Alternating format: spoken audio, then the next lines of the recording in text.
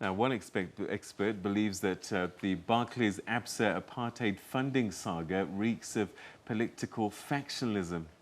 Jannie Rossouw, head of economics at Wits and former head of the Surpervisor of Banks at the SA Reserve Bank, says things are not as they seem. In financial distress, trust bank owned by Bankorp were bailed out by the taxpayer on the eve of the fall of apartheid. And the money, well, that was whisked out of the country. Rossouw worked at the Reserve Bank around the time that the assistance was issued, and he was secretary of a panel of experts led by Judge Davis to investigate the Reserve Bank's role with regard to the financial assistance to Bankorp. Rossouw says there were other cases of the Reserve Bank assisting banks, but it is only the Bankorp case attracting attention.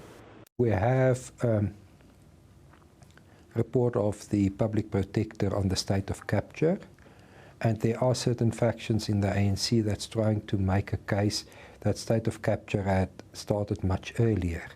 And these factions are trying to use the assistance to Bankorp as evidence that Absa managed to capture the state many, many years ago.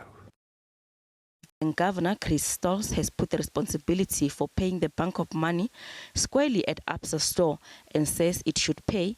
Rossouw disagrees.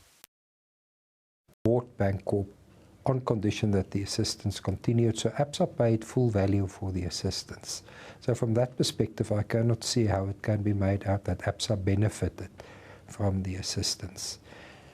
But again, if there's pressure on Absa around the assistance to Bankorp, in all fairness, all assistance to all banks should be investigated, including assistance to African Bank and the likes, to Nedbank, to Islamic Bank and others.